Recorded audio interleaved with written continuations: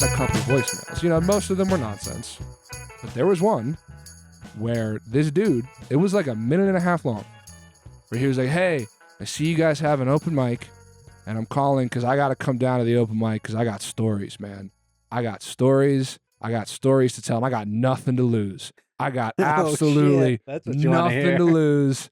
I got to come down and tell these stories. And then he like kind of rambles on for a little while. And then at the end of it, he's like, you know, the only thing though is I really got to come down to these open mic to tell these stories, but I don't have any money. So I need somebody to get me an Uber or a Lyft down to the bar so that I could do the open mic.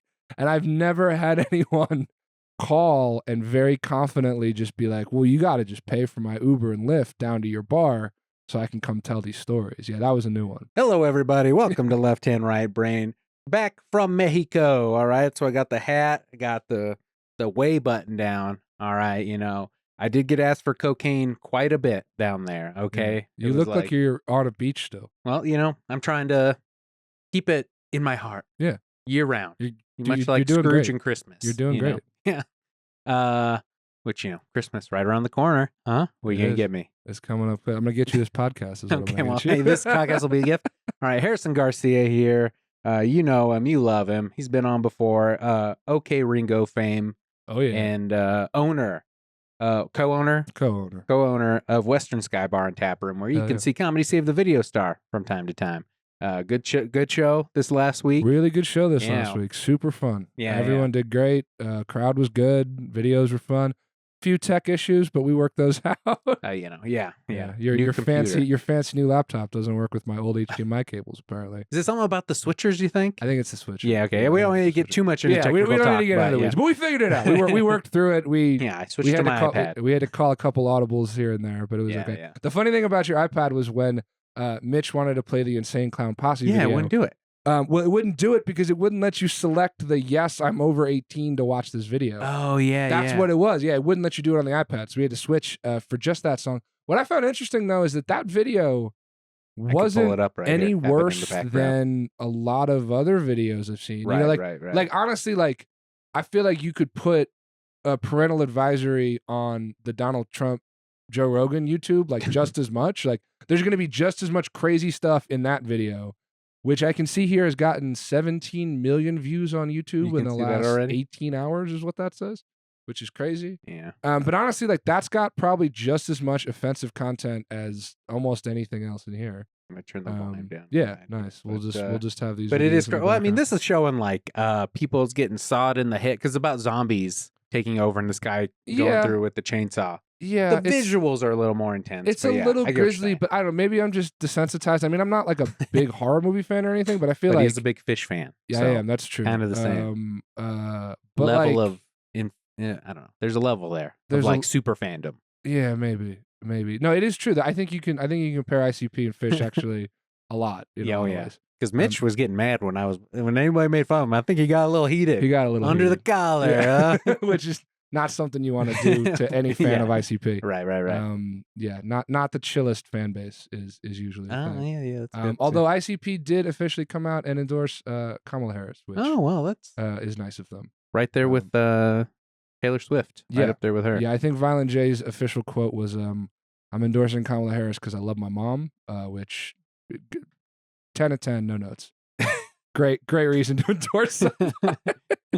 No, it is grisly. Don't get me wrong. It is just funny that even with YouTube Premium, they don't know how old you are. We want you to explicitly tell us that you're over 18, so you can watch this dude do meth and get his head sawed open or whatever. Yeah. It's intense. Yeah. I'm gonna take it down. Just so you know, if the viewer was hoping, if a listener was coming over to view the podcast on YouTube because they wanted to see the full video, I'm not gonna play it here. Oh yeah, sure. Just so they know. Okay. I'm trying to think of both. You could play how you remind me. Which that was my favorite one because Patrick was really. He was on one. There might be a Nickelback assance is due. It's coming. Is it though, man? I mean, there was a time. This is something I also want to talk about. You big music fan, big music guy. You play a lot of instruments. You're in bands. All that. Yeah, you love music. I mean, and like I was looking up like the Hot 100 music videos on YouTube. Yeah. And one of them is like, I can't remember the guy, but he's just like screaming about God not killing his wife because he doesn't want to lose her. What song is this? But I mean, I feel like there is a big like I don't know, rock and roll's just not as like hardcore as it used to be. Or like at least they're talking about like getting chicks and fucking, you know, Sure. Nickelback. And this guy's like, oh God, please don't take the things that I love because I Yeah. won't be able to handle it. Which is Yeah. also another valid message, but Well, not rock and roll. Yeah, sure. But here's the thing. What was the last like really big rock and roll band? Fall Out Boy. Yeah, right. Like that, it doesn't really happen. That was 20 years ago still. Yeah, I mean, like all of that, you know, Fall Out Boy, like that whole thing was still about 20 years ago. Like rock and roll just isn't popular anymore. Like the kids, and it's because the kids aren't playing guitars. They're playing laptops. You know, like hip hop has become so much more popular than it was. I feel like we were the last generation of people that were like, you know, rock bands were like big. Like I remember in high school, like, you know, remember like Wolf Mother? Like that was after the whole like Wolf Strokes, Mother. White Stripes thing. Oh yeah, that's right. You did play this the other night. Yeah. Is this rock and roll though? This is kind of like a this is country the closest to Americana rock thing. and roll we got these days. Sorta. I mean, it's what's popular. I'm sorry. Yeah, there's no doubt about Benson that. Boone, I guess. Yeah. I think this is a little more like more like, do you know like Noah Kahan? Like he like blew up on TikTok and he's a great songwriter. But he's more in like this kind of vein, like very you know, folky kind of like whatever. Okay, you know? Yeah. But I think that's what it is, man. I think it's literally just because kids now, all right, yeah, there's a Fender amp. I mean, that's fine. But it's more I think it's just more that they're using GarageBand, you know? Yeah. I mean, his wife's still alive at this point. It's like, be in the moment, bro. That's all we got. That guy's married? I mean, he's talking about like the beautiful things that he's got in his life are like the people he loves. And I think it's like a wife, girlfriend, or whatever. He's 12 years old. He's talking about his mom and dad, probably. You know, That's I mean, look at that guy. Like, look, you know, like, okay, he just got his heart broken. Is that what's going on? No, he has things that he's happy about. He just can't. All right. He's worried about losing them. Sure. He's preemptively pleading with God to not lose the things that he loves. It is interesting though. Like if you look at this list, like so if you go over to the side where it says top 100 of 2024. All right, yes, there's that song, but we've got Post Malone, Kendrick Lamar, Lady Gaga, and fucking Coldplay. Like Coldplay's still in there. They're still hanging in there. Here's my thing with Coldplay. Do you know anyone who like loves Coldplay? No. I don't know a single person, but they're like super popular. Somebody's listening to them. Right? I don't know who though. Yeah, me either. I have no idea who. I was talking about this the other day that like, you know, Coldplay is one of those interesting bands where like Chris Martin is super famous. Maroon 5 is another one where like Adam Levine is super famous. Like those guys are both celebrities. They transcended the band. Right.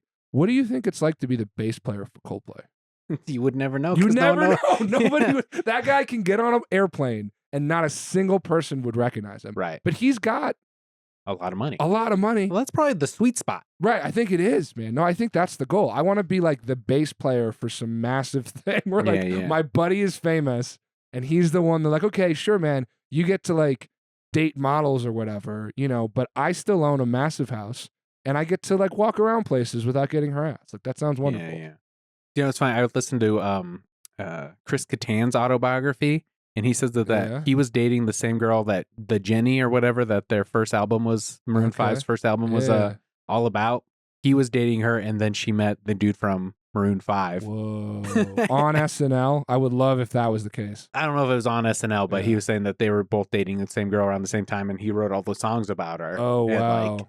Sure. And she was like, well, he wrote the songs about her, but mostly it was the stories that she told him about what it was like to be with Chris Kattan. I don't know if that's exactly what... I can't imagine that's like the chillest experience. I mean, he had some substance issues, things like that. Yeah. I mean, like no one that comes up with the Mango character is like a normal dude. Yeah. You know what I mean? Like I can't imagine that guy just like chilling, you know, like height of SNL, he does Mango and then just like goes home and like puts on some smooth jazz. Right. Takes a bath, you know.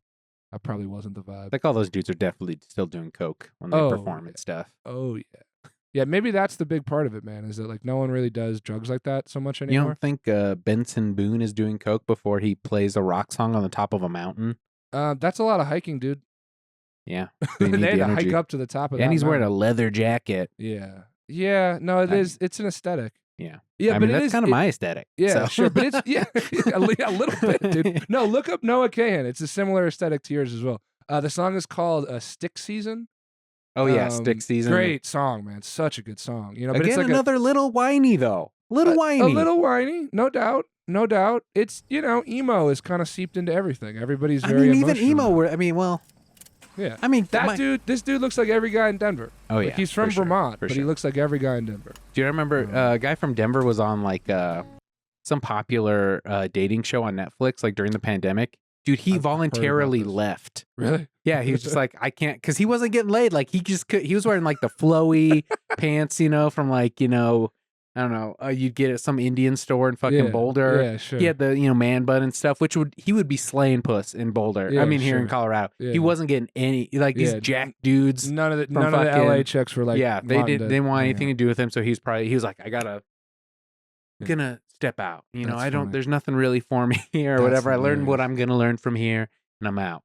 But it's like it's this guy. He's like he wouldn't.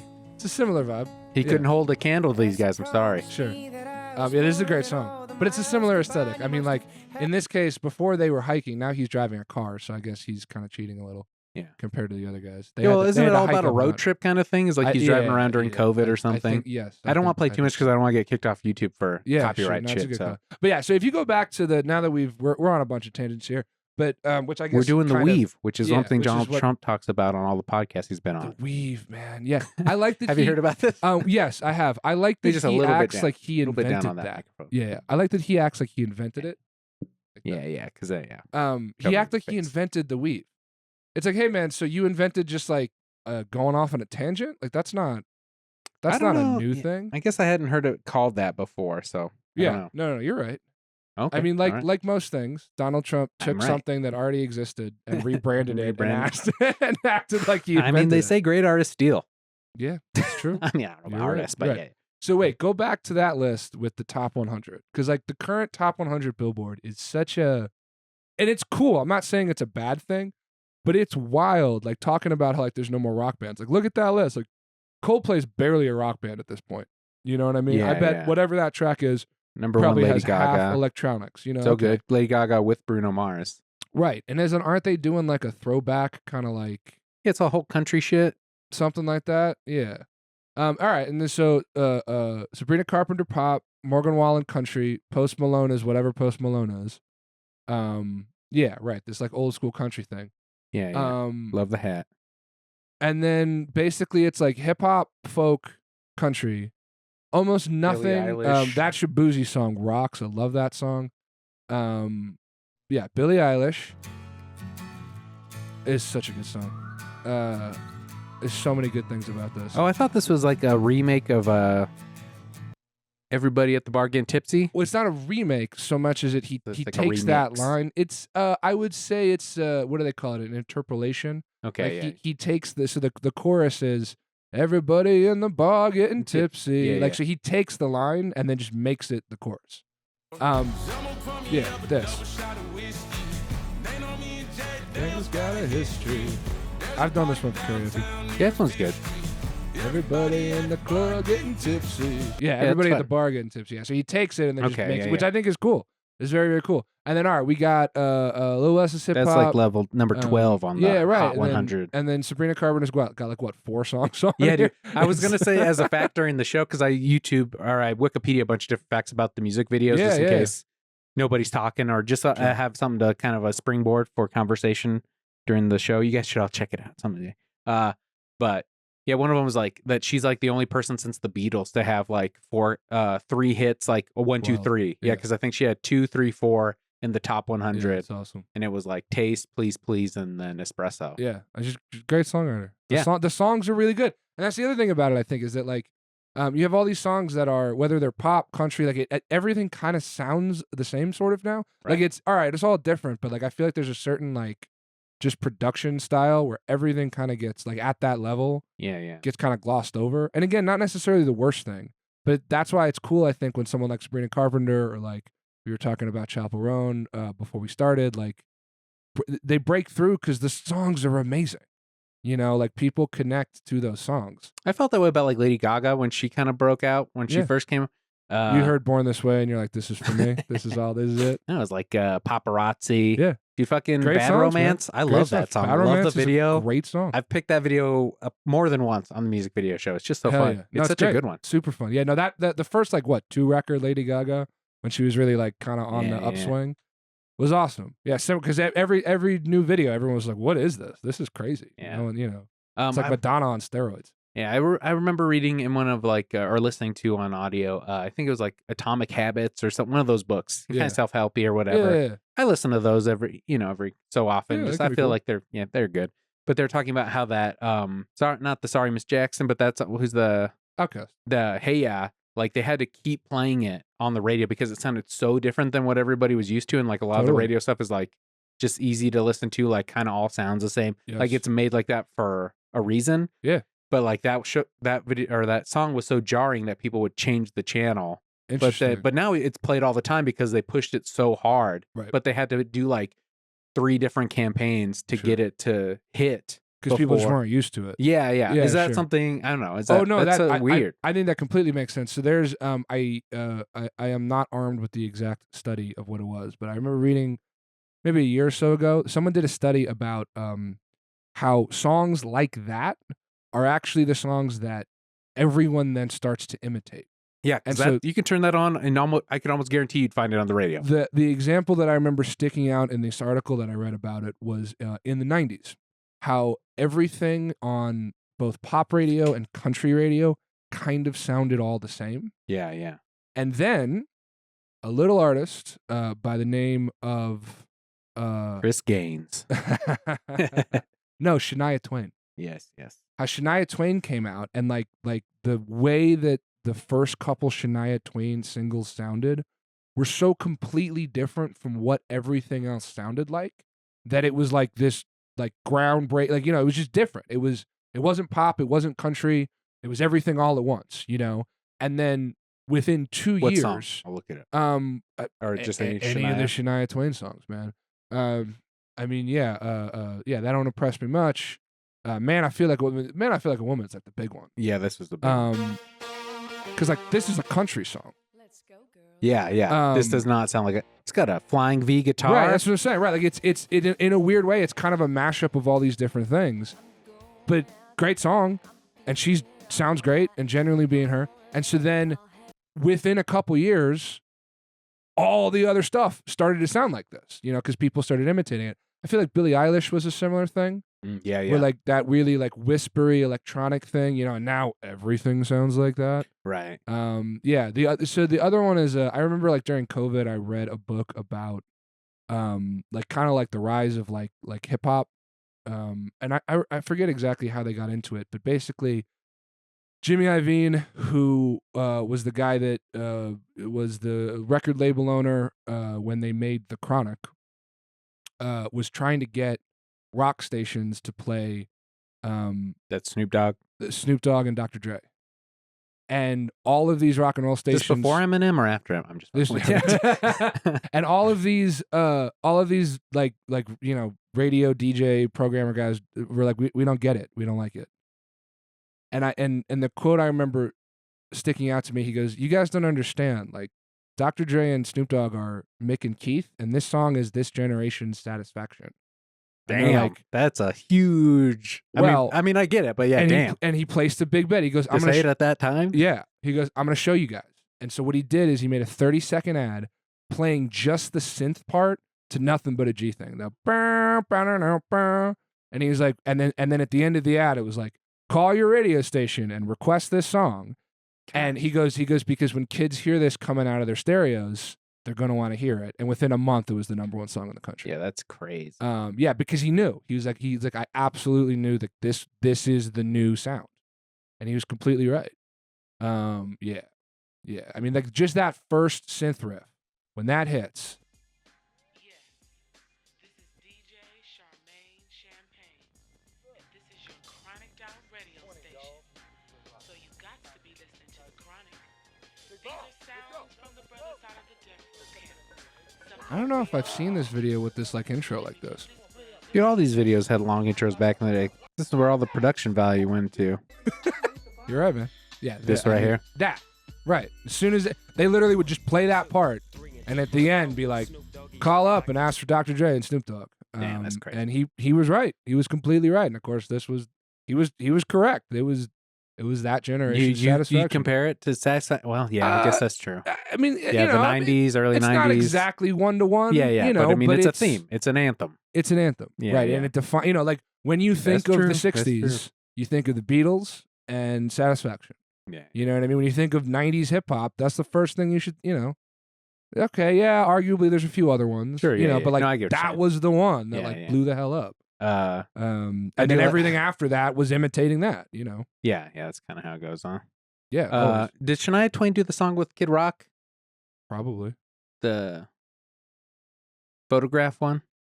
Or was that a No, that was different country? Nickelback. What are we talking about? Kid Rock did a song called Photograph as well.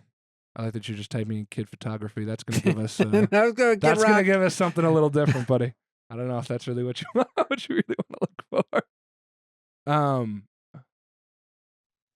Oh yeah, Sheryl Crow. Sheryl Okay, yeah, Crow. very different. Sorry, my Sheryl bad. Crow. Do you remember this one? This one changed yes. my life. No, It it's a did? joke. This was the one that did not it my for life, you? but I remember my mom loved this song. Oh, I mean, yeah. it really did a lot of things for Kid Rock. Da-na-na-na in the hotel. Well, it kind of legitimized him, right? Yeah. Because before that, he was like the He's like, ba with the ba, like, yeah, he's kind of a party rap douchebag. yeah. And then this was the one where he's like, I'm a real singer. And we're like, Yeah. okay. Yeah. And everyone's like, all right. All right, sure. Fine. I mean, this was a huge song. It was, that's right. No, it was a huge hit. It's a good song, Yeah. But it's totally designed for your mom to love him. You know what I mean? Like if you think about it, like it's a really interesting strategy to come out with, like I remember like, ba with the ba da bang da bang. Like every 8-year-old boy like loved that song. Oh yeah. And then a couple years later, they're like, let's drop this one. And now your mom's into it, and that's how you sell arenas. Now your mom's into it. Yeah, right? I was gonna, because last time you were on, we went through my iTunes album. We'll get to that here in a minute. Oh yeah, this is you got some because you were saying I have like a lot of different stuff. You do, which is cool. Interesting. Yeah. So how old is this? I mean, since 2007, 2000. This is your whole history since 2007. Yeah, I mean, I've had the same iTunes account since 2000. Oh, wow, that's like so since I got it. Yeah, that's so interesting. Yeah, you really do have. Yeah, you've got a really interesting mixture. Buck here. Cherry, baby. Buck Cherry. Wow. Crazy Bitch. I thought was gonna be the only song I fucked to. Yeah. How's that? Turns out I don't like fucking the music. Yeah. Is that it? You like silence? Yeah. Well, I mean, just it's more of an intimate experience. For me, Yeah. Do you have fuck jams? Not I don't really. want distractions. I want to be in it with the person. Yeah. Sometimes it's nice to have something on in the background. Nah, not me, bruh. You But know, okay. But that's well, one thing I did want to address before we got too far away from it is I like how we were talking about Chappell Roan, and you were like, I knew her before she was big. Well, okay, yeah. So I mean, it's kind of what you I don't know. I That's mean, not like that. Let's be but clear. That's not what I said. That's mean- the clip you're going to use for Instagram. And you're going to make me look like an asshole, which is no, fine. I think that's cool. No, it is cool. No, so yeah, we were talking about this at the video show the other night. Because Mitch, in a very funny ref, was like, "ICP is my Chappell Roan," Yeah. which is very funny, and also Mitch Jones, big juggalo. Mitch Jones, known juggalo. I sent him because literally the next day was when the article came out that ICP had officially endorsed Kamala Harris, and so I sent it to Mitch, and I'm like, "Good work, man." And his response back was Mitch exactly, Jones. he said, "Whoop," and I cannot stress this enough. Whoop, which I thought was pretty classic, pretty classic. But yeah, so Chappell Roan is of course blown up insanely large, as big as a music artist possibly could, just this past year. I had heard about Chappell Roan last summer. What song should I play here? Pink Pony Club. That's the best one.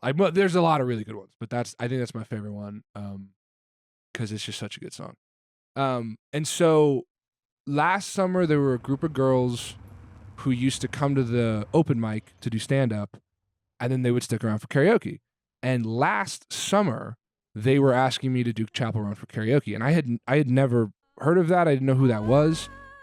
And at the time, there were no karaoke tracks available. Like I use a program called Carafun, which I is thought this was interesting. which is really, really good. Like Carafun's got a lot of stuff on Is it. it updated consistently? Which All is the like time. With All the popular time. stuff. Yeah, That's all what I the was time. curious. Yeah, about. so every almost, because we do it every Friday. Every Friday when I look in there, there's usually a batch of new songs. Every Friday, Western Sky. Yeah, karaoke. It's gotten quite popular, which is cool. And do you have to pay like dues to like the AFCA or whatever, the American Association of Music or whatever? Yes and no. So I have to pay. They're called PROs, Performing Rights Organizations. Yeah, There's 3 of them. There's ASCAP, BMI, and CSAC. ASCAP is the one I was. ASCAP, yeah. So ASCAP, most people are signed up with ASCAP or BMI, and by people I mean artists, songwriters. Right. And then CSAC primarily used to do Europe, but they do a lot of American stuff too.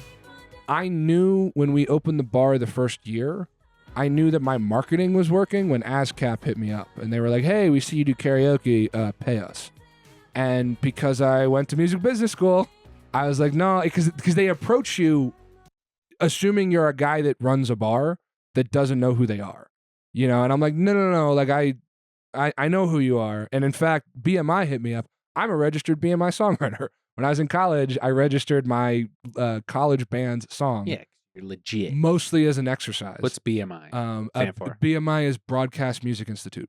Okay, not bad. And it's the other big one. Not body weight index. Yeah, no, not body mass index. Although it is actually the same acronym. Yeah. So I said, with ASCAP, I was like, well, I tried to play dumb just to see what they were going to do. I was like, well, I do pay for Carafun. Like I have to pay monthly for this Carafun service. I also pay for, cable and, whatever. And they're like, yeah, but if you're publicly performing it, whether it's karaoke or that, you have to pay them. The thing that would get me in trouble if I didn't pay them is that we do the open mic and we have live bands. Because we, so tonight I have a band that'll play on stage for 2 hours. Saturday nights, live music, Sky. and then Sunday's the open mic. And so if somebody tonight plays a cover song, technically, if as a venue I haven't paid for the licenses, they can come after us and sue the shit out of us because somebody who's a songwriter that is affiliated with one of those won't get paid. Right. Is the idea. It's not like a satire thing, like with comedy or whatever with YouTube. That it's like, you could play some of this and be like, oh, it's satire, or like 30 seconds of it or whatever. We're not doing satire. We're doing a public performance. So for right. karaoke, it's not really satire. It's people doing karaoke. That's what I was always like with Comedy State Video Star. I thought about live streaming this last one, but I was like, is there going to be like some kind of weird you might get copyright thing? Yeah, I don't even want to have to deal with that. So it'd be the same thing like with YouTube. Like, where you're like, you can only play a certain bit amount, of YouTube.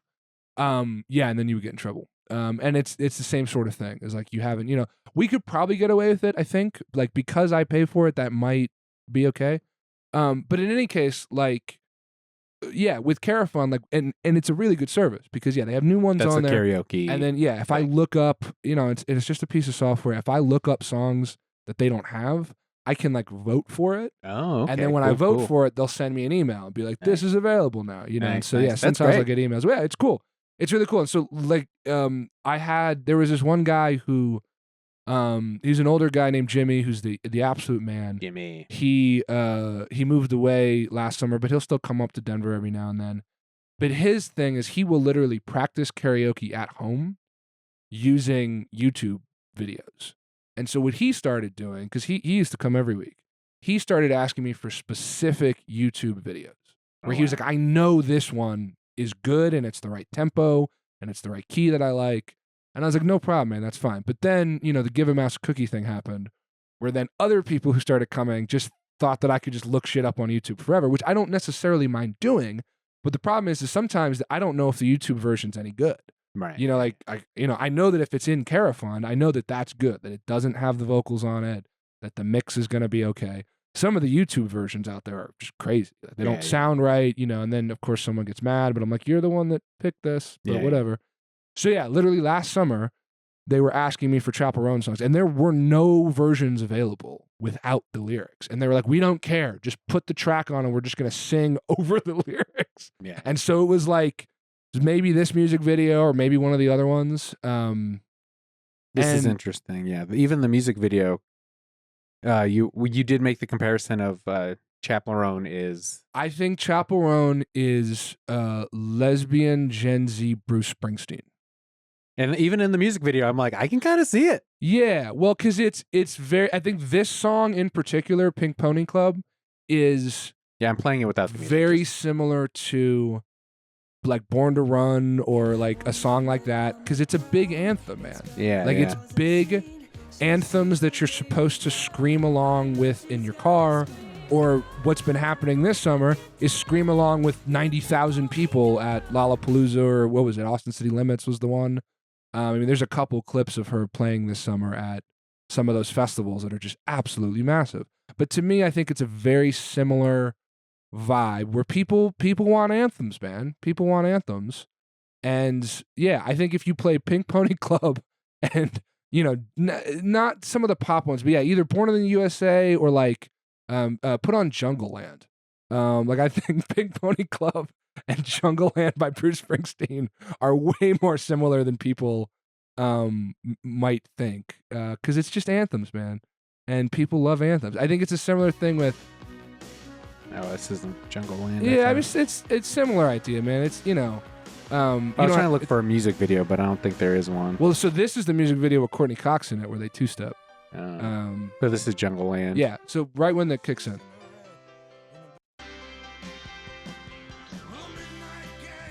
Like this song was designed for you to drive on the Jersey Turnpike while screaming at the top of your lungs, you know. Chappell Roan is a similar vibe, I think.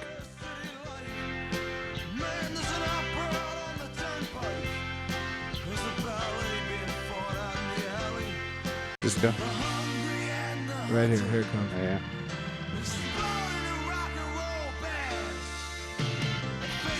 Right there, sleep.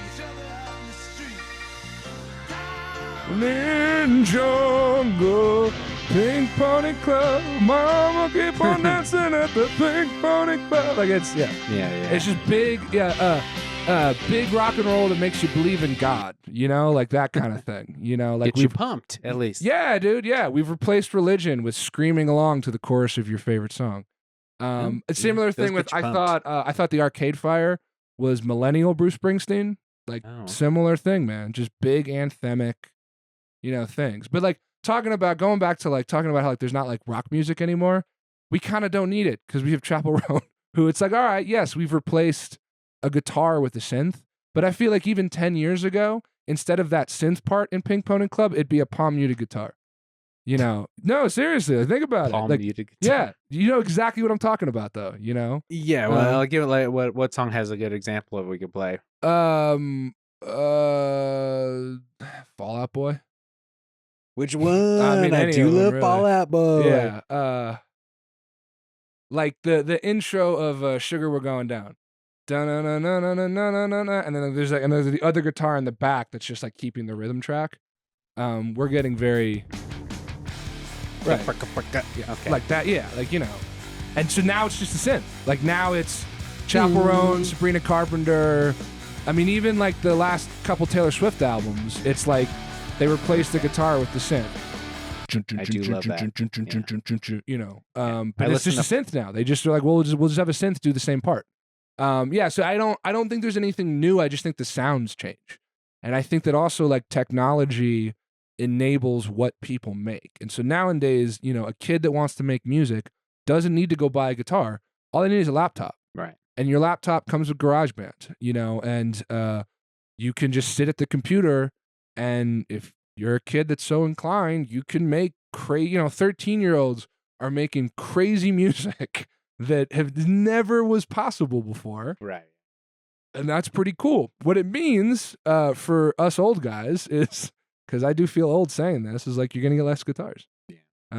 You know, or like have you listened to, and I don't have any specific examples off the top of my head, but the other day, here's a good one. So the other day, me and 3 of my friends went and saw Andre 3000 play flute at the Opera House.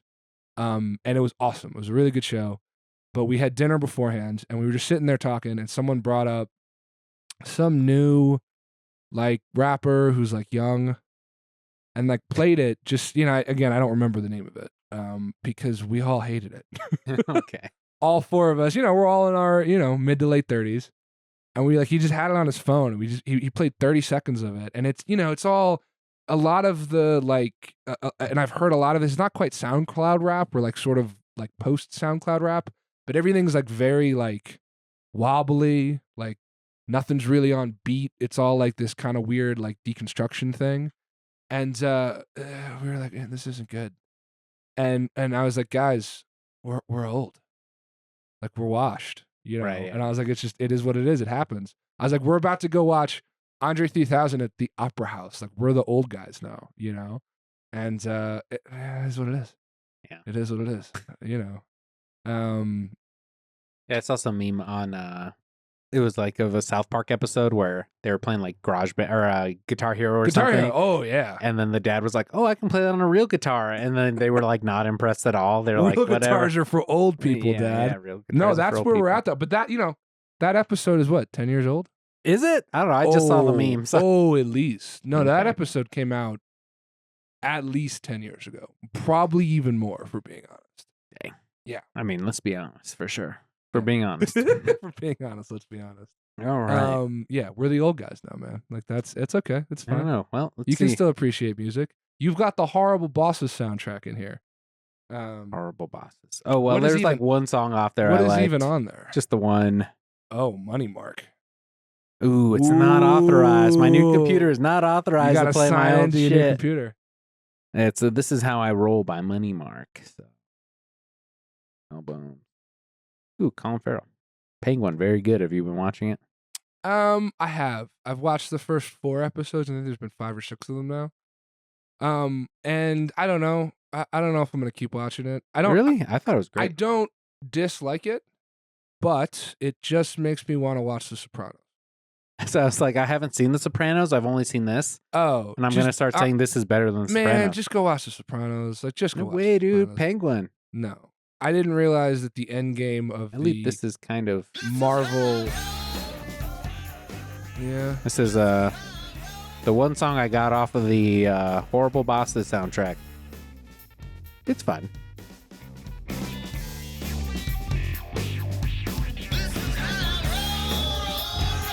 This song sounds like if you asked an AI to make a song by Cake. Maybe You know? that's why I like it.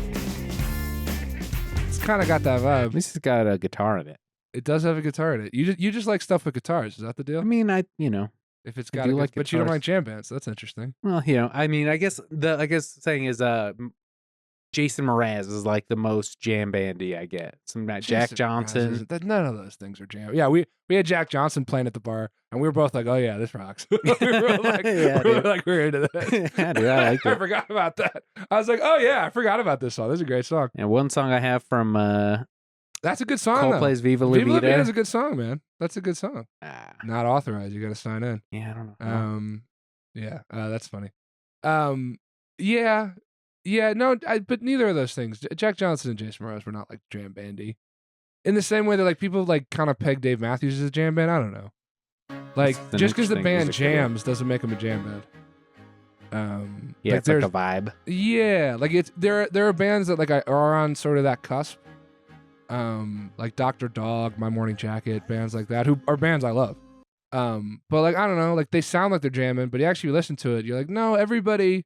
And maybe part of this is just because I'm a musician who's played in a lot of different bands. Ain't nobody here jamming. Yeah, right. When you actually listen to it, I'm like, everybody knows exactly where they're at.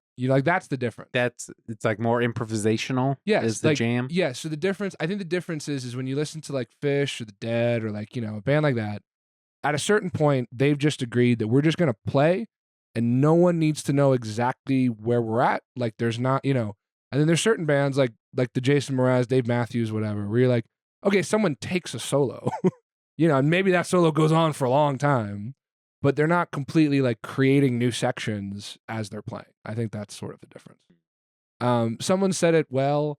It might have been the band Mo who came out and they're like, a definition of a jam band is a band that comes out and is okay with just tuning on stage for a couple minutes before they start. It's kind of goofy, but that's the idea. You do have things that sort of seem to stop at a certain era. You've got some Fall Out Boy, you've got Five Finger Death Punch, and Yeah. Florence and the Machine. But I did like her first 2 albums. I agree. Those first 2 albums are great. She just wrote a musical. Oh. bet She it's wrote Great Gatsby, Oh, the Great Gatsby musical. okay, There's two. I think that's when I fell off of her when she did the Great Gatsby one. Well, that just happened. Well, the movie that came out. Oh yeah, Leo and stuff. Yeah. Also, that George Harrison album cover is one of the best worst album covers of all time. What's Legend. what were you doing with that on there? That's sort of This one, yeah. George Harrison. I love the Beatles. Sure, but that's not the Beatles. Look at that guy. That guy's not George in the Beatles. Harrison. Oh yeah, George Harrison. He was in the Beatles. I love George Harrison. That the album it's such an awful album cover. It's so much about it. Like the font, and the way that they just sort of like someone just learned how to do Photoshop and like didn't like blend his like. You can just tell that he's standing in front of a different picture, and then they just like superimposed it on there. I guess I give him a pass. I'm like, nah, it's George Harrison, dude. No Do doubt, whatever. dude. I mean, It's yeah. I was looking for all the songs I big loved of George fan. Harrison. So Big fan, but that record cover is atrocious. This one's good. It's The awful. 33. And I haven't seen that one. What is third. that one? Is that like a Cracker Box Palace. This is an interesting music video. I'm not familiar. It was on some DVD thing I think I got for that concert for George, like after he died. Yeah, that's a good one. Yeah, and they had a couple of his music videos, and they had the Cracker Box Palace one, which is like him in a Cracker Box Palace. yeah, which is like an insane asylum. Oh, it's British it? for insane asylum. Yeah, Okay, that makes more sense. and yeah, and there's like a vampire and stuff. Oh yeah, no, he's like literally like in front of like a mental hospital, huh? Yeah. Wow. Oh boy. Yeah, it's an interesting music video. And I like the song, so I was like, this is part of me when I was like, I'm gonna, when you still had to like, I'm gonna collect everything, but I wasn't necessarily getting albums. Yeah, no, I actually haven't heard this. This is a cool song. I like it.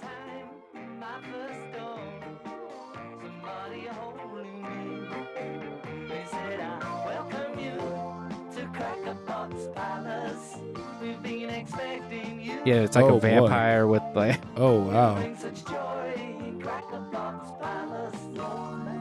Oh yeah, no, it's I see what he's doing. It's a little creepy. yeah, Ray goes in and it's like, And everyone's just crazy. yeah, It's like he like walks into like the set of the Rocky Horror Show. yeah, kind of, yeah, it has a Rocky Horror feel. Yeah. Batman in the background, so I didn't notice Hell that before. yeah. Yeah, That was a the big height of video technology at the time. Was you're just gonna stand there and we're just gonna have different people pop in. yeah, and pop in. out. That's fun. The Beatles did some That's a fun interesting, some fun music videos. Well, Help is a big music. Oh yeah. Them man. whole music. Oh, movie yeah, is a big definitely. music video. Or I don't know. The entire animated Yellow Submarine. Right. That was I mean, probably my least favorite of all their movies. I don't know. You don't really like doing drugs though. Right. Yeah. So yeah, there's like smoke a fat blunt and watch that, and then we'll I reassess. draw a line somewhere. Yeah, for we'll some- reassess yeah. after that. Yeah. Because that's a fun one. But no, I know what you mean. Objectively, it's not so good. Yeah, you got some interesting ones in here. A lot of Jason Mraz actually. Yeah, I got What really is got that? into some of his live stuff. You've got the most Jason Mraz of anyone so far I enjoy it. I enjoy by a long margin. The one I really liked, we might have talked about this last time. The one I really liked was before Jason Mraz really blew up. There were some recordings that were out there of just him and a bongo player, like the percussion player. Yeah. He does that in Um, this live album. Kind of just him and the guy. Yes, that was my favorite version of Jason Mraz. Because there was so when I was in high school, I was really into this website that I'm pretty sure still exists called the Internet Music Archive. Or no, it was just like the Internet Archive. There was all kinds of stuff on there. There was like old news stuff or whatever, but there was a lot of like full live shows on there. A lot of Grateful Dead, stuff like that. But then also like Jason Mraz was, like before he got famous, just him and a guitar, like kind of stuff. And I really liked a lot of that stuff. Like there was all this weird, like Miles Davis in the 80s, like at Red Rocks. Like I remember finding that one. I was like, this is nuts. Yeah, just crazy stuff like that, But you've also got like Joe Cocker in there too, man. You've got like you've got your like classic rock Continuum's a decent album. You've got your own podcast in there, which is cool. I put it in iTunes, and then I would have iTunes convert it to MP3 because I did it in a wave. So yeah, I Sure. got a lot of my You just Anyway. follow your own stuff to, Well, yeah. you know, I mean, this is in albums. This isn't in podcast. Yeah. Lonely Island, love them. Yeah. I listen to you hear them that on new a song? regular basis. That new song's kind of fun. No, they have a Ooh, new. look it up. Yeah, it's real goofy, but it's a banger of a track. Like the track itself is good. Yeah, Lonely Island, it'll come up. It's called Sushi Glory Hole. Yep, there it is. It's fun. This says it's Oh, 34 no, that's a podcast. minutes. No. It's like a 2-minute song. It's like very short. There it is. There it is. Yeah, Oh, they must have just done this on SNL then. couple weeks ago. Yeah, because just a few weeks ago. I listened to his podcast, their podcast, the Seth Meyers Lonely Island podcast, Uh-huh. and they were talking about just getting Well, on SNL because stuff. Annie Sandberg now has been back to play. He plays Doug Enhoff, Kamala Harris's husband. Oh, okay. And like, so he's just around every week. And so he must have just been like, well, I got this. I would be pissed as a new cast member if they keep bringing back old people and Yeah, not giving me a chance to sure. do stuff. Yeah. Dude, I mean, would You know, man, if as I a was viewer, on, yeah, I love it. But if I was on Saturday Night Live, I think I would probably. You just got you got to prove yourself, man. You know, like. well, they're not giving them any opportunities. They're bringing fucking Andy Samberg look, back. man, I think Lorne Michaels would argue that cream rises to the top. Yeah. And that's my general understanding, and I'm hardly an expert. I don't know, you know, but I've read that book. If you read the Live at New York book, Yeah. you know, it seems like it's always just been like the best idea wins. And if the best idea is a guy who's been on the show already for however many years, if that's the best sketch this week, that's the sketch we're running, you know? I've seen some clips. There was a clip, I got home late last Saturday, and it was Michael Keaton was the host, and there was some funny stuff. But there was a new guy, I completely blank on his name. He's like a brand new cast member, and he did like a weekend update, like desk sketch that I clearly was just taken from his stand-up. That was really funny. I was like, this guy's awesome. And again, I forget his name now. But yeah, it was. He was talking about how he's basically like a white presenting, but like Middle Eastern like guy, and Okay. it was like very edgy, very funny. At one point, he had a joke that bombed, and he was like, "Hey guys, Colin wrote that joke for me." Like clearly ad-lib and crushed. And I was like, like this guy's like got it, like got chops. got it. Yeah, totally. You know, so that's always cool. And again, I'm blanking on his name. I hope he gets into more sketches. You know, That's what Leslie Jones said. That's what blew her up on the show too. She Yeah. used something from her stand-up, and she did it on the. that's the way to do it, man. news No, I think desk. that's the way to do it. You know, like I mean, I've heard like, you know, so like apparently like Dana Carvey's audition was the Chop and Broccoli song. Like he just did that at the audition, and then like his first or second episode, they're like, just do that on the show. And it's Yeah. legendary, stupid sketch. Chris you know, like, Kattan, he did fucking Mango. totally. Or what's the monkey thing? Yeah, no, I think that was it. Mango, the That's- mango. Oh yeah, Mango. Thought they were two different things. Maybe, yeah, maybe. But no, I agree that it's you know, yes, they keep bringing. No, these the people monkey back. thing is like he would. Yeah, and he would like eat an apple really fast. That was like the whole kind of thing. Yeah, man, but that stuff's great. Yeah, but play like a 30 seconds of this, and you'll get the idea. There's not. Once they establish the idea, it's pretty much there. But the song is actually like a pretty good track. Yeah, dude, I love Lonely Island. They're so good. Yeah, they're no, so great. funny. They're very funny. Yeah, And their songs do like Gentlemen, they're what do you bangers. have for us You know, today? this song is a banger. This. I love how they use old boom boxes. Sushi glory hole, imagine that. Sushi glory hole, imagine that. Instead of strange dick, you be getting a snack. High end fish, no doubt. Hey, where you going? Hey, where you going? Hear us out. Hear us out. Hear us out. Here's out. Here's out. Where you going? Here, yeah, that's Hear us out. Hear us they out. keep trying to leave. Yeah, very good. Yeah. So I can already tell, like, dude, it's just Yeah. everything I want. It's very, very funny. Yeah, no, you're gonna love it. Especially there's like a breakdown where like Andy Samberg like actually starts like legitimately rapping. And I was like, Yeah, he's Oh, wow. good. I was like, dude's been practicing. He's been in the lab, like cooking Yeah, it dude. up. Yeah, and then hearing him on the podcast, they talk about like Justin Timberlake basically showed him how to mix shit. Yeah, no, it's in, great. Like when they did a Dick in a Box, because it was like, oh man, I'd love to be the fly on the wall for that. You know, Yeah, like yeah. just JT, like, hey man, let me show you. Just like you know, Yeah. And then they're like, yeah, he was like showing us how to like layer shit and do blah blah blah. He's like, he basically mixed that whole song for us. That's great, man. Yeah, I love that. That's really funny. yeah. But I think that's also why like SNL's always been cool. It's like, you know, yeah, you've got people that like, hey, JT was on the show. He's gonna be in Dick in the Box. Now he's gonna like show you how to do Because they this all music want it stuff. to be good. So yeah, yeah, of course. Yeah, of course. Yeah. No, that's cool. But yeah, you're gonna love that track. If you love Lonely Island, they're back, do. at least with that one song. Nice. Yeah. Do you want to listen to the podcast, the Lonely Island Seth Meyers podcast? I've never heard it. So is it a regular podcast, or was it just like they like did a whole backlog for like a year. They recorded a bunch without putting them out. Sure. But now they've caught up and like they like haven't done like 2 episodes because Andy Samberg and this guy have been doing stuff there. Yeah. And then they were Akiva, this guy.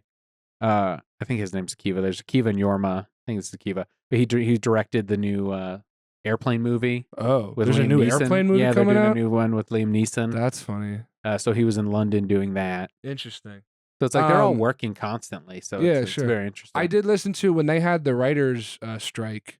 Like all of the late night hosts got together and did that podcast. Yeah, some of those were funny because there was this one episode in particular where like Jimmy Fallon tried to like organize a bit, and it went like disastrously bad. And so most of the episode is the other guys just kind of dunking on Jimmy Fallon for like how like poorly executed this idea was. And in some ways, like without, I think, necessarily meaning to, they proved why writers are important. Like why writers and specifically like producers are important. Like somebody to tell Jimmy Fallon, like, no. Like you need to say this and you need to keep it moving. And because here he like tried to come up with this idea and it just did not work. It seemed like they all seemed too guarded. I think I listened to like the first episode and they were all like too protective of their own thing. As so I was like, they started to loosen up a lot. Okay, yeah, I think the first couple, you're right, were like clearly they didn't quite know what they were doing and like whatever.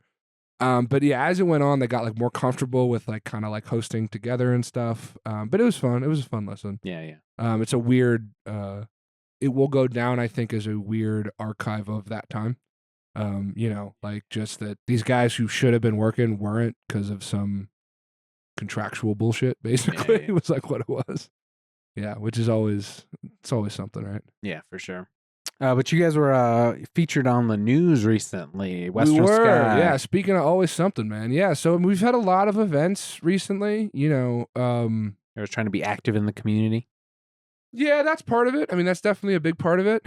And I mean, just trying a lot of different things, So yeah, we got featured on whatever local Fox News. Because whatever local. Well, Fox News. I don't know the channel. I think it's like Fox 31 here. Like Channel 13 or something. Yeah. But basically, so last year, Chris Stifler, who's been on this podcast, who is he's an economist and a college professor. He started coming to the open mic and started doing comedy open mic. And he basically told me as a way to get better at teaching and public speaking and, because he does it a lot as part of his job. So he pitched us last year on doing a talk about all of the ballot measures that were coming up. Yeah, and he's talking about doing it a year before. Well, no. We did it last year. The thing, the event we just did was really the second time we've done it. So the original idea was when he came to us last year for the ballot measures for last election, of which there are always every year. Yeah, that was me. I was thinking like, no, it's 4 years. What is he doing? No, buddy, there's an election every year. You can vote every year on something in your community, everybody. Whether it's a presidential election or not, you can vote every year. And so, so he originally was like, he was like, well, if you guys are already doing a comedy show, like maybe I could open because like, there are jokes in the presentation.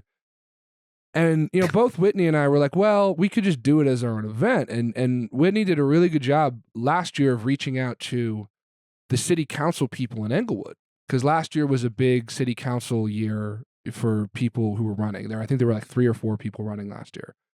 And so she reached out and said, hey, we're going to do this event where someone's going to go through the ballot measures. As part of this, would you like to come and give your pitch, basically? So we had, I think, 3 city council members last year who came and spoke, and basically did like their tight 5 or, whatever equivalent of like, this is who I am, this is why I'm running, here's my experience. That included the city of Englewood does what they call I think it's called a weak mayor system, where nobody elects the mayor specifically.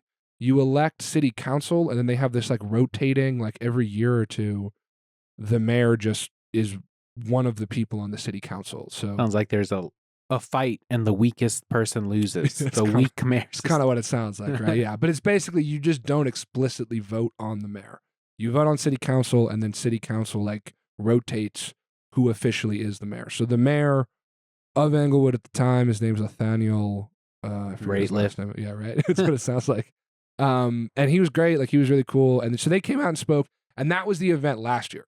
So then this year, being that it is a presidential election, there were a ton of ballot measures, you know, for the state and for the city as well. Excuse me. And so Chris again, Nathaniel Sierra, there's his name. There he is. Yeah, cool guy. So he came last year and spoke. So this year there was a lot less city council activity. Like, Whitney did reach out to a few people, but you know, either no one got back to her or was available. But this year, Chris Stifler's pitch was, hey, I've got like a much more robust thing than I did last year, because there are a lot more ballot measures. Because it's an election year, there are a lot more on there. And so we did what is now the second year of what we call beers and ballots, where you can come. Chris it was about an hour. He got through all of the state and like their state propositions and amendments. He explained what the difference was, and then went through like, here's what this is going to mean. Like, here's what they say it's going to mean. Here's what it effectively, will mean. And it was really great, man. So he did a lot of really good explanation. And what was cool is a lot of the people, including me, just brought their ballots. And we filled out our ballots as he was talking. You know, we're basically... you brought them from home. Yeah. You said you bought them. I was No, brought them. My bad. Brought them from home, because, you know, we are fortunate here in Colorado that we have 100% mail-in ballot, right? Like, you got your ballot? Yep, I got it on the kitchen table. Yeah, man. Yeah. So I already filled mine out because I did most of it at the event. You know, there were a couple specific Denver city ones he didn't go over, because every individual city has their own thing. Yeah. And like, Whitney and I live in Denver. Vote no on the fur ban. Because you like the stock show? Yep. Well, I want to be able to buy a hat. You like your hats. Yeah, You're I a like hat the guy. hat, Yeah. I want to get a full beaver hat. Sure. I need to get my head in full beef. 100% beef. What's a beef hat cost these days? Like $1,000. I was gonna say, it can't be cheap. Close to $1,000. Yeah. Yeah. So you talked about that one. Okay, one of the other ones. If you can pull up our Instagram, it might still be on there. Is he explained rank choice voting? So we have a ballot measure this year in Colorado to enact both a jungle primary and rank choice voting, which I think that's the reason that a lot of people are probably not going to vote for it, because it's both of those things together. If you just look it up on Instagram, it should. Yeah, there we go. It's that second. So you see the picture of Chris underneath the karaoke next to you. Underneath the karaoke. This one. Just click on that one. So that's Chris giving his presentation. If you scroll over a bit, there's Whitney. She was the one that emceed it, because it's really, she puts together the event. Your partner / co-owner over the bar. Yes, she did a great job on this and the one last year, and a lot of other events as well. Like right now, as we speak, there's me filling out my ballot. As we speak, we're doing a sweater swap right now at the bar. There's a few of our regulars who are filling their ballot out. Yes, if you go back, stop on this one. So he explained ranked choice voting in a very clever way by saying, like, okay, here's the example. Let's say that we polled everyone here at Western Sky as to who the best comedian that comes to Western Sky is. Wow, okay. And column one was me and Stifler and you. And then and he put you in there because he was like, yeah, JD will be hosting Comedy Save the Video Star this Thursday. Come out to the show. So it was a really nice way to get some show promo in there. Yeah. And so in his example, the split was I have to put my glasses back. It's 43% you, 40 him, and 17% me. Yeah. Come totally. on. Yeah. So there's a world in which you're everybody's third choice of comedian. So then he explained pretty good stuff. That in the system as it's proposed, your 17% then gets split up and divided to us as the to divide it as the first two choices, and then that's how you end up winning. And he still gets number one. Which I thought was very funny. So the idea, and it's an interesting idea. I mean, the idea there is, in most cases, voting has kind of become this weird all or nothing, right? Where you can, in theory, not get a majority of the votes, but as long as you get more votes than anybody else, you can still end up winning. And he didn't talk about this, but I'll say that I've seen things about how, like, in 2016, Trump never got more than about 40% of the Republican primary votes. Like during all the primary voting, because all of the other clowns were running, Ted Cruz and Rubio and Jeb Bush and all those other guys that were running, like they all got 8%, 10%, 15% each.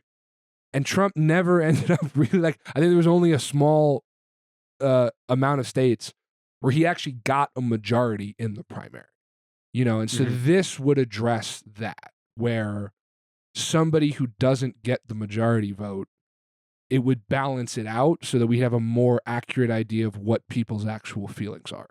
The idea that everybody, if nobody was a number one, then the person who was the most popular number two ends up winning. And so in Alaska, they just moved to this one. Like I said, what's complicated about the one here in Colorado is that it adds a second one. It like the ballot measure not only does that, but also would make it so that you would no longer vote on just Democratic or Republican. Like it would all be the same. That part I think is, I don't know. I'm not sure about that yet. We're basically like, it could be where everybody votes and it would shake out that like 2 Republicans end up being the final or 2 Democrats. Like it would be, right. So I don't know. Yeah, it's a hard one. Yeah, I'm not Although sure. the two-party system, I don't know. It doesn't really work anyway. Yeah. So, yeah. There's other problems with it anyway. Yeah, but I thought that was a pretty clever idea. But anyway, to your initial question, we got an email basically Tuesday morning. So the event was this past Tuesday. We got an email basically Tuesday morning from a segment producer for the news who said, "Hey, we found this. This is a really cool thing. Can we do a quick interview? And like, we'd like to run a little story about this." And so, yeah, you can actually play it if you hit that. And then it's the one next to that. Yeah, that one right there. Yeah, I don't know if you can put the audio on. To abortion, to outlawing bobcat, big game hunting, to judicial misconduct, to some Tabor-related voting things. So there's a lot to understand. Fortunately, I boiled it down to about a 3-hour lecture. So we're doing a 5-drink minimum tonight, I think. My God. Oh, my goodness. Countdown to Election Day is upon us, and those ballots can ask plenty of complicated questions. So what better way to ensure your voice is being heard while taking a load off the stresses of election season with a beer and a few friends and conversation about what's going on in your community? That's exactly what happened last night at Western Sky Bar and Tap on South Broadway in downtown Inglewood. No, it's still, still good. Having people be able to get together that's in a us from our space apartment. that is safe and open. Hey, you're just quiet the whole time. To talk about the things that are going on in their community. I didn't realize, I didn't think about that I should have been looking at the camera. It's hugely important, and I think the turnout that we had last year really showed that people do care about what's going on in their community and in their state. This is great. Here's interesting. Western Sky says it's vital to support the community and keep things local, especially at a time when Coloradans are dealing with the impacts of things like inflation and they have to answer a lot of decisions. That book, we're talking about it. It's pretty late. Hey, listen, I always say the more you drink, the easier the voting becomes. The easier it is to think. And then they kind of run this back a little bit. Yeah. So it was interesting is like that part that she said about like inflation, like that was my answer almost exactly, because he asked about like, what are some of the things that you guys hear people talking about? And I said like between our customers and also almost every other bar that we talk to, bar owners and our liquor reps and people that work in the industry are all saying the same thing, that sales are down and then it's hard to get people out, and because we're all dealing with just inflation, everything is much more expensive. And now it makes sense to me that he would take what I said and gave it to the reporter to say, because they said it much more concise than I probably said it, so, but yeah, it was cool, man. Yeah, it was a nice little thing, just to get some press, and it was a cool event to do, so yeah, it's been an interesting week, because like we did the ballot event on Tuesday, we did the comedy show on Thursday, which was real good. And then, yeah, just a lot of other events, so it's interesting. I feel like I've come on here pretty much every year since the bar's been open. Yeah. And it's been, look, we're still open, in a lot of ways. That's good. In a lot of ways, the reason that we're still open is because of all the events. Like I had originally sort of envisioned it that the events would be like a nice bonus on top of the bar.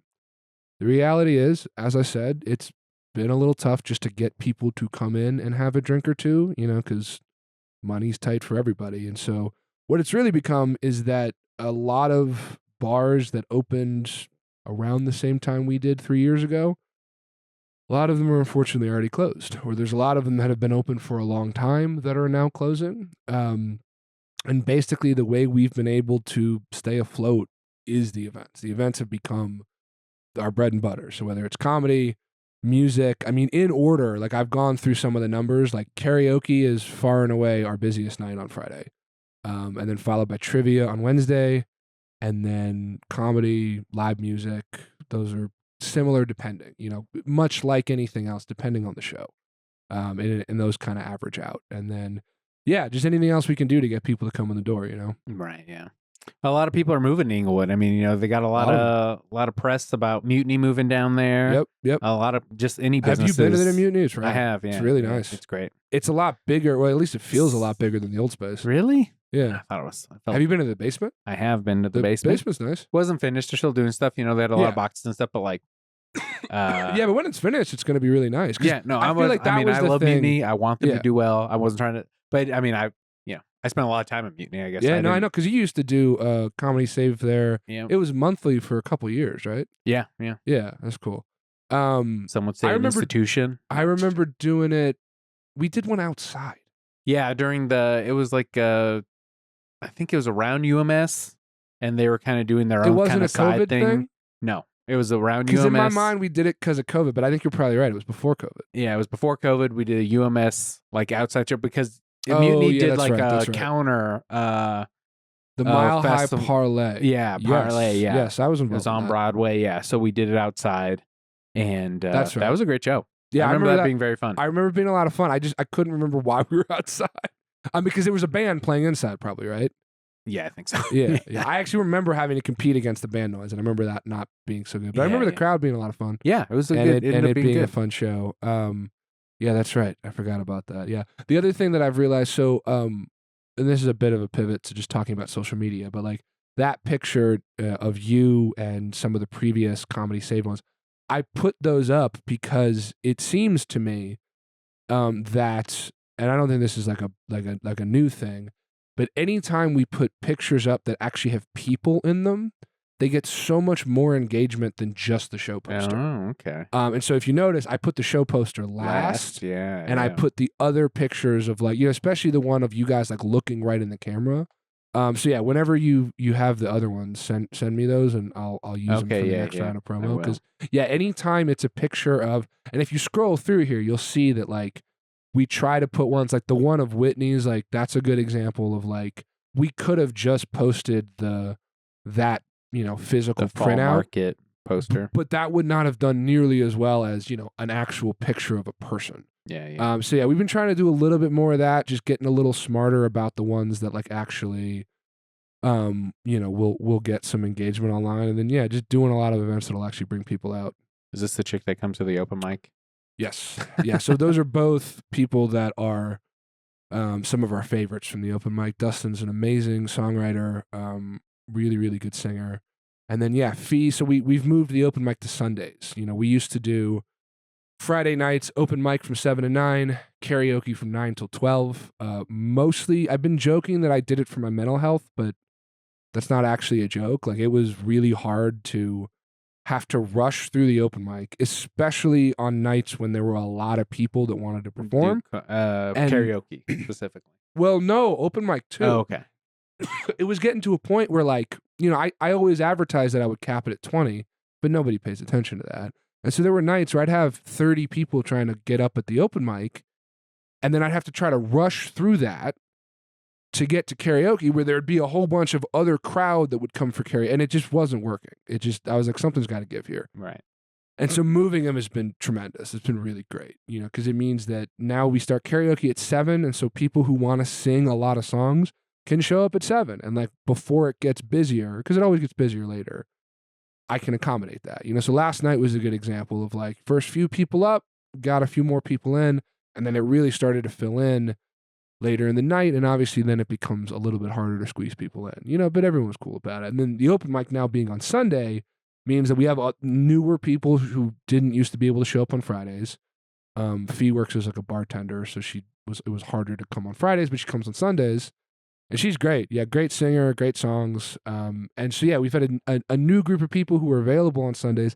And the other thing about it on Sunday is I don't have to, I don't really like light nearly as hard as I used to, as far as like, you can go 7-10 minutes if you're having fun. Like, it's not, I can let people go longer. Okay, you know? So most of it I've been lighting, you know, I've still been advertising 5 minutes for comics, 2 songs for musicians, but for the last couple weeks, you know, I've been lighting people at like 6, 7, and if they go a little longer, it's fine. And then musicians, I've been doing like 3 songs, you know, again, toward the end, you know, like if, yeah, all right, you can do 3 or 4, you know, like whatever. Yeah. I mean, that's so much nicer to not have to rush through it, you know. Have you found it's easier to get people out to Inglewood, or more people are coming out there now that like things are shutting down in Denver? You know, like they're doing all that construction on Broadway, so that's what kind of killed Mutiny. Yes and then no. Now they're going to start the whole thing on Colfax. Yeah, yes and no. It's I don't think anyone is. It has never been super easy to get people to come out anyhow, and I think especially like where, for people who live in Denver, we're a little further out, you know. So that's why we do all the different events, to get people to kind of come out, and stuff like that. What I've noticed is people really like to come out to the specific things they like to come out to. Right. You know, so like trivia and karaoke are both good examples of, I have regulars for those where they come every single week, and it's hard to get those people to come out to any other kind of events. What has been encouraging is there's been a couple trivia people who've started to come to karaoke because they like to sing. So like that's been nice to see. Like, oh, cool, you guys are here. Yeah. And then I will often put weird inside trivia jokes into their karaoke like sets, which is fun. But yeah, so that's been cool. So yeah, man, it's not. I would love to sit here and tell you that yes, it's been easy to get people, but it's just not. I don't, and I think it's only gonna get. I don't see it getting very much easier for anyone until the price of everything goes down for everybody, man. Because that's what it is. It's like our bar is an expendable income kind of thing. You know what I mean? Like you have extra time, you have a little bit of extra money, and you want to come hang out somewhere where you're not working, where you're not, having to do some sort of obligation. But what I've realized is that a bar like ours is an option when there's nothing else going on. And so it is a little bit of emotional whiplash where we'll have like a really good week. Like this has been a really good week. Okay. Or I'd say like a pretty solid week. Last week, not so good. Week before that, really good. You know, like it's been all over the place, you know, and especially with 3 years of data, I can tell you that we tend to do best from like February to like Memorial Day. It slows down in the summer because there's a lot of things going on in the summer. People travel. There's a lot of shows, a lot of other things going on. Yeah. And then it tends to pick up for us like right now, this time of year, we tend to do very well. It is going to slow down again around the holidays because there's a lot of stuff going on, you know? And so like, but we've learned to adjust a little, you know, like I'm not going to book any music that last week of the year. You know, we are going to do 2024 trivia on New Year's Eve though, you know, like and we're going to do it like earlier. We're going to do like 7 and 9. And then if you want to hang out and do New Year's stuff, you can. Like last year, we literally did an explicit anti-New Year's Eve party where it was show up in your pajamas. We're just going to play. Literally, I had 3 different New Year's Eve specials on the TVs. You know, so we had like the NBC one. We had like the other one. Yeah. And then it was just like we just had board games and everyone could just chill. And like we had some people come out. Like that was cool. Very low key. Like not a whole thing, you know? So like, just being smarter about like, hey, we're not going to have like a big New Year's party because no one will show up. Or only a handful of people will show up. Just being smarter about like that kind of stuff. You know, or like even you can look at our weekly schedule here. We were like, do we open the Monday of Memorial Day? Like, we had a lot of other stuff going on that week, you know, so not so much. Yeah. And then we had costume karaoke last night. So we had, as 2 of our regulars dress up as Beetlejuice. Whitney went as Gen Z. Basically just 90s stuff. Yeah, so that was fun. Right on, man. Well, it seems like the bar's still going strong. Doing okay, man. Yeah, still going. Yeah, so that's more than most people, or some people could say. So that's cool. You know, good. It's been good. Yeah, and we'll do another round of Comedy Save for sure. I'll probably start doing shows again like in February. Like I'll probably do one in January. I've got I'm not ready to announce it yet, but Jake Silverman from New York is probably going to come out and do a show, probably on a Saturday. We'll do it as like a ticketed event on a Saturday. And then we've got some fun ones coming up. So like we're this coming Thursday is Halloween night. We're not going to do anything on Halloween. Again, I'm not going to compete with Halloween. And there's other places that are doing like roast battle, like costume shows. I don't really want to do that. But we are doing first week in November, and then we're going to do it against first week of December. I've got the roast battle crew who are going to do what they're calling the Weenie Roast. It's going to basically be the JV roast battle. So like newer comics who probably would get totally outclassed in like some of the ones that they do at the Improv or that they've been doing at Wide Right. They can get some experience doing like a low stakes, little bit less. You're not going to put an open micer against a really, really good comic, so just an ability for those people to just get some reps doing more roasts. And so, yeah, it'll be fun. Spaghetti Jake and Dave Ness, those guys from the roast battle are going to be running that show. That's going to be fun. We're also going to be doing an adult spelling bee the week after that, which is going to be a lot of fun. Yeah, me and, Jennifer. Huh? So it's in the nude. Yeah, what's adult about it? It's going to be R-rated words. It's sort of, yeah, and sentences as well. Oh, okay. So if you know Jennifer Sutherland, she's a great comic, and she's been coming to our book club as well. She's going to co-host it with me, and she's already started working on some of the words and the sentences. I was just earlier today, like writing some more of them. So it'll be like, one of the words is going to be millennial, and the sentences, I'm never going to be able to own a house because I'm a millennial. Stuff like that. That's kind of from my side. Yeah, right. yeah.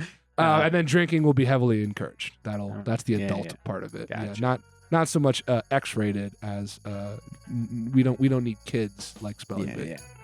Kids. Who needs them? Huh? Fuck them kids. Well, thanks so much for being on. I Thank appreciate you for having me, man. it. Always a good time. Yeah, I let the guests on us however they see fit. I'll say Wakanda forever, be excellent to each other. Adios, Went to Mexico. Vote.